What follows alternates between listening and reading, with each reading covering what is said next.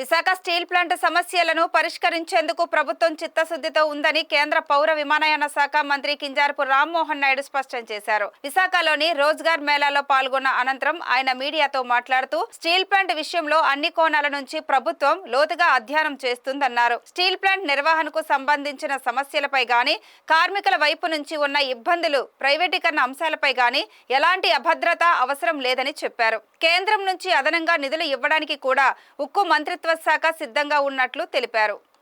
కార్మికులు కూడా వెళ్ళి నేరుగా కేంద్ర మంత్రి గారిని కలిశారు. వాస్తవంగా చెప్పాలనంటే చాలా పెద్ద ఎత్తున సపోర్ట్ కేంద్ర మంత్రి హెచ్డి కుమారస్వామి గారు మన స్టీల్ ప్లాంట్కి, మన రాష్ట్రానికి, అలాగే ఆ స్టీల్ ప్లాంట్కి ఉండేటటువంటి ఆ మహత్వాన్ని తెలుసుకొని అది ఖచ్చితంగా ప్రభుత్వం దగ్గరే ఉండాలి, దానికి ఉన్న సమస్యలు కూడా పరిష్కరించాలనే ఆలోచనతోనే ఆయన కూడా కార్మికుల సంఘాల తాలూకు నాయకులు వెళ్తే వాళ్ళు కూడా స్పష్టంగా చెప్పారు, నా తరపున పూర్తి సహాయ సహకారాలు అందిస్తామని. కాబట్టి దానికి సంబంధించి అభద్రత భావన పెట్టుకోవడం అనేది అవసరం లేదు. దానికి ఏది విషయం ఉన్నా సరే ఇమీడియట్గా కేంద్ర మంత్రి గారు కూడా అందరికీ కలుస్తున్నారు.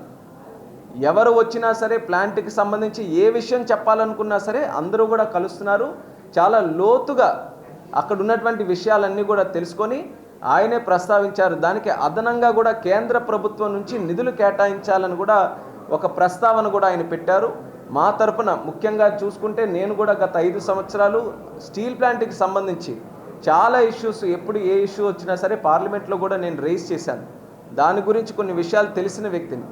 క్యాబినెట్లో ఎప్పుడు కలిసినా, నాకు ఎప్పుడు అవకాశం వచ్చి స్టీల్ మినిస్టర్ గారుతో కలిసే అవకాశం వచ్చినా నేను ఖచ్చితంగా ఈ విషయాన్ని ఆయనకు కూడా ప్రస్తావిస్తున్నాను. ఆయన చాలా పాజిటివ్గా రియాక్ట్ అయ్యి కార్మికుల తాలూకు సమస్యలు కానీ, ప్లాంట్ ఆపరేషన్స్ తాలూకు సమస్యలు కానీ, లేకపోతే ప్రైవేటైజేషన్ తాలూకు సమస్యలు కానీ, వాటన్నిటి మీద కూడా మన ప్రజలు ఏమనుకుంటున్నారు, ఇక్కడ ప్రజలు ఏం కోరుకుంటున్నారు, వాటి ప్రకారమే ఆయన ఆలోచనలు కానీ, ఆయన అడుగుజాడలు కానీ చూసుకుంటూ ముందుకెళ్తున్నారు. కాబట్టి అది మనకి చాలా కాన్ఫిడెన్స్ ఇచ్చే విషయం అనేది కూడా విశాఖపట్నం ప్రజలు, అలాగే ముఖ్యంగా స్టీల్ ప్లాంట్ తాలూకు కార్మికులకు కూడా తెలియజేస్తున్నాను.